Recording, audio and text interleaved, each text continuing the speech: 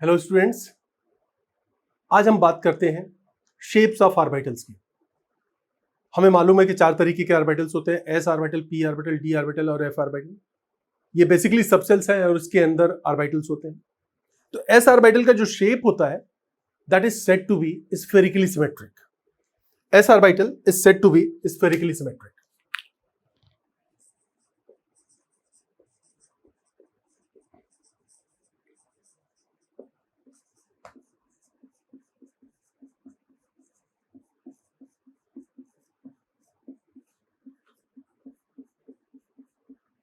Spherically symmetric.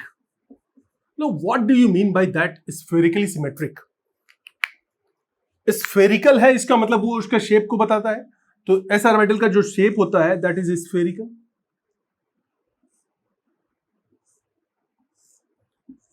मान लो ये x axis है, ये जी एक्सिस है, ये वाई एक्सिस है। एस ऑर्बिटल स्फेरिकली सिमेट्रिक है। तो स्फेरिकल शेप है इसका। उसका कारण क्या है कि एस ऑर्बिटल का अगर हम वेव फंक्शन लिखें, किसी भी एस ऑर्बिटल का, मैं 1s एटॉमिक ऑर्बिटल का शेप लिख रहा हूं फॉर हाइड्रोजन लाइक एटम, तो एक कांस्टेंट आएगा। Constant is not important for me as of now. हमें शेप चाहिए, इसलिए मैं उसको लिख रहा हूं कांस्टेंट के exponential minus Z R by N A naught. जहां पर अगर मैंने ये NS, मान लो कि ये हमने लिखा 1s लिख लेते हैं। n प्रिंसिपल क्वांटम नंबर है, जिस सेल का वो ऑर्बिटल है, प्रिंसिपल क्वांटम नंबर। तो for 1s it will be 1, z is atomic number, और अगर हाइड्रोजन एटम है it will be 1 for hydrogen. a not is the radius of first Bohr orbit, that is also a constant, that is equal to 0.529 angstrom। हमें मालूम है कि hydrogen atom के first Bohr orbit के जो radius होती है दैट इज 0.529 angstrom। तो radius of first Bohr orbit, orbit, तो ये हमारे पास है। तो इसका मतलब इस फॉर्मूले में अगर मैं n की वैल्यू 1 रख दूं और z की वैल्यू 1 रख दूं for hydrogen 1s atomic orbital, तो this formula will reduces to psi 1s for hydrogen. This will become constant k exponential minus r by a naught. z भी 1 है और n भी 1 है, तो that is exponential minus r by a not. यहां पर इस फंक्शन में देखो कोई एंगुलर डिपेंडेंस नहीं आ रहा है। एंगुलर डिपेंडेंस नहीं है, मतलब यहां पर इसके वेव फंक्शन में कहीं पर थीटा और फाई का कंपोनेंट नहीं है। There is no angular dependence, that is why its shape is spherical. Since it has no angular dependence, it has no angular dependence,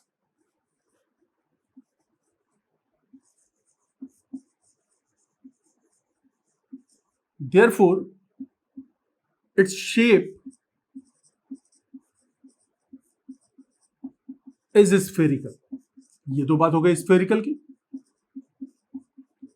और sphere itself is symmetric, then why additional word symmetric has been used in this orbital description. S orbital spherical है और sphere itself is symmetric, then why this term symmetric has been added. Obviously we are talking about science, तो यहां पर logic होगा उसका भी। तो reason ये है कि एस ऑर्बिटल में हमने एटॉमिक स्ट्रक्चर में पढ़ा हुआ है कि एस ऑर्बिटल में इलेक्ट्रॉन के पाए जाने की प्रोबेबिलिटी न्यूक्लियस से किसी भी डायरेक्शन में एक बराबर डिस्टेंस चले, you will have the same electron probability density, means equal probability density, equal probability density at equal distance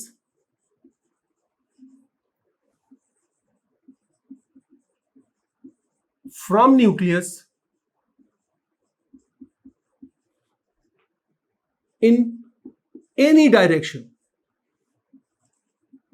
What does it mean?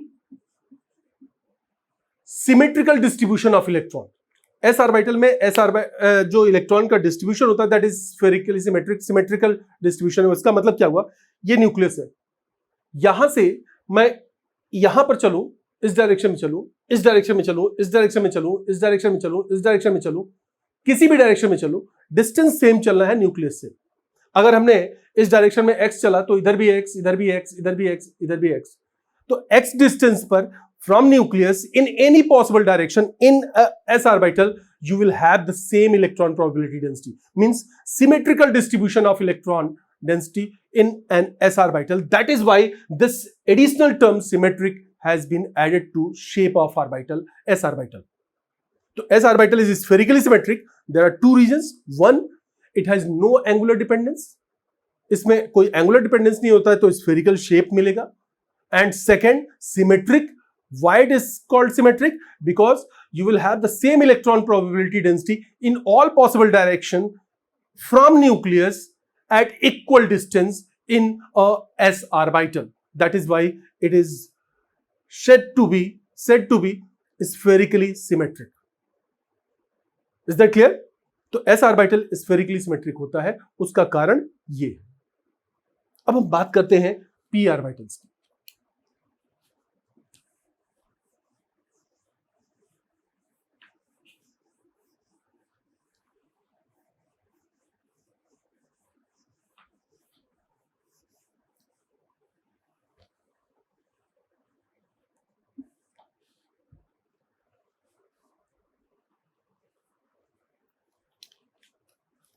एक डायग्राम मैं ड्रॉ कर रहा हूं।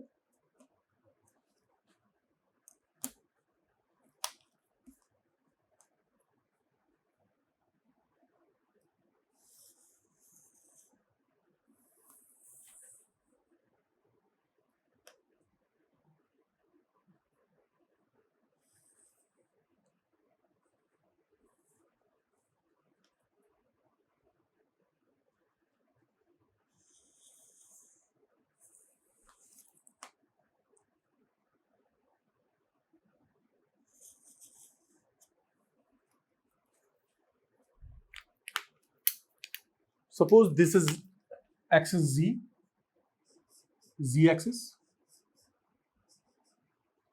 this is y axis, and this is x axis. ये diagram जो हम use कर रहे हैं इसका पर्पस ये है कि हम जो कार्टेशियन कोऑर्डिनेट है उसका पोलर कोऑर्डिनेट्स में कन्वर्जन करना चाहते हैं। एक्स वाई जी को आर थीटा फाई के कंपोनेंट्स में हम रिप्रेजेंट करना चाहते हैं। उसका कारण ये है कि जैसे मान लो कि हमने किसी ऑर्बिटल का वेव फंक्शन लिखा psi is function of X Y Z and this can be written as psi R theta phi. This you would have gone through in atomic structure में ये पढ़ा है। तो psi R theta phi can also be written as RR into A theta phi. This is radial part of wave function.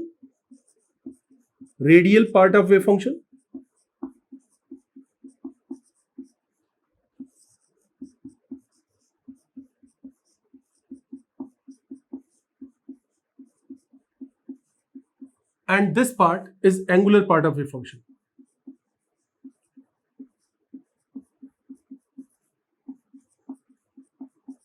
Angular part of wave function.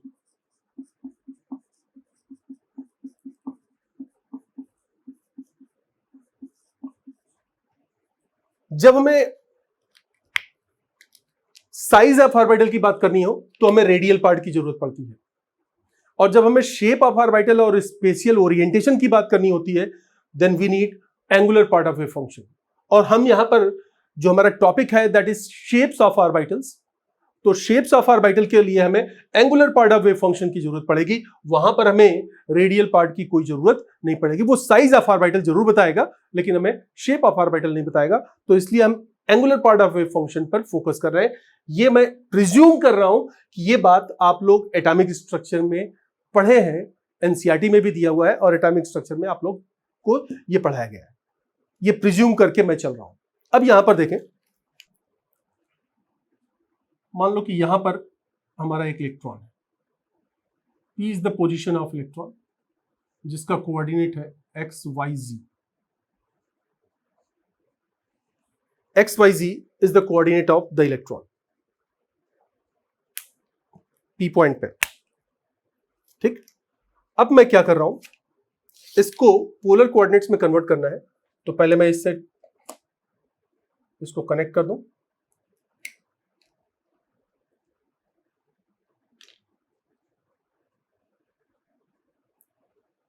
Origin से जो इसकी distance है, the distance is R।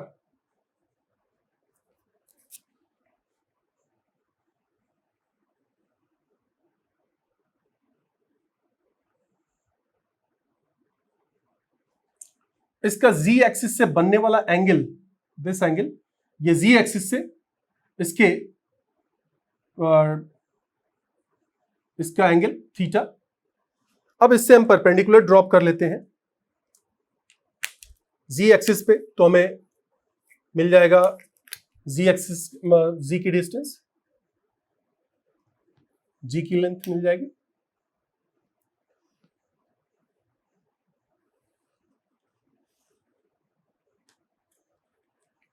ये हमारी Z हो गई।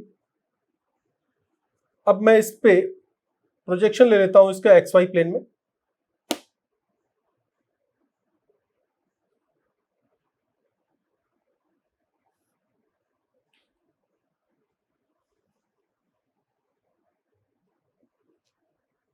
और इसको मैं ओरिजिन से अटैच कर देता हूं।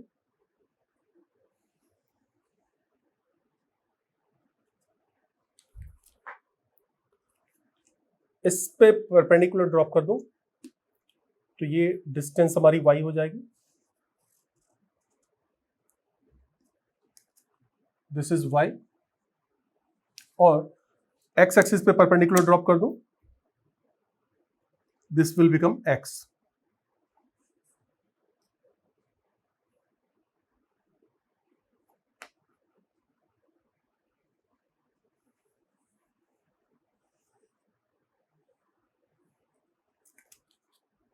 ये एंगल हमने ले लिया फाई,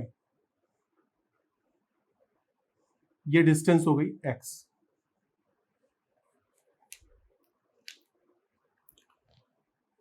ये डिस्टेंस हमारी हो गई z, ये डिस्टेंस हो गई y, ये डिस्टेंस हो गई x। Now what is the relation between x y z and r theta and phi? x y z और r थीटा फाई के बीच में रिलेशन क्या है वो हमें यहां पर यूज करना है। अब रिलेशन क्या होगा, x देखो, x will be equal to r sine theta cosine phi, y will be r sine theta sine phi, और z is r cosine theta. इतनी मैटर तुम लोगों ने फिजिक्स में भी पढ़ी होगी और एटॉमिक स्ट्रक्चर में भी पढ़ी होगी, तो मैं उसको, ये तुम देख सकते हो कि यहां पर मैंने क्या किया है, z एक्सिस से इसके रेडियल वेक्टर का जो एंगल बन रहा है दैट इज थीटा। ओरिजिन में x एक्सिस से y एक्सिस की तरफ xy प्लेन में जो एंगल बन रहा है दैट इज फाई। ये हमने यहां पर पॉइंट P लिया था, इलेक्ट्रॉन की पोजीशन है जिसका कोऑर्डिनेट XYZ था। ये परपेंडिकुलर ड्रॉप किया है z एक्सिस पे, तो डिस्टेंस मिल गई z, that will be equal to r cosine theta. ये परपेंडिकुलर हमने प्रोजेक्शन लिया XY प्लेन में इस पॉइंट का, और उस प्रोजेक्शन से परपेंडिकुलर ड्रॉप किया y एक्सिस पर और x एक्सिस पे, तो हमें डिस्टेंसेस y और x मिलेंगी जिनका x की वैल्यू हो गई r sine theta cosine phi और y की वैल्यू हो गई r sine theta sine phi. इतनी इंफॉर्मेशन, ये इतने कमाल की इंफॉर्मेशन है, यू वोंट इमेजिन कि ये इतनी छोटी सी चीज हमें कितनी मदद करने वाली है आगे। ये p orbital, d orbital, f orbital के शेप में कितना मदद करेगा वो हम यहां से देखते हैं। तो देखें, अब हम केवल और केवल angular part of wave function की बात करेंगे। हमने ये रिलेशन जो निकाला है एक्स वाई और जी का, यहां पर लिख रहा हूं R sine theta cosine phi, y is r sin theta sin phi and z is r cosine theta।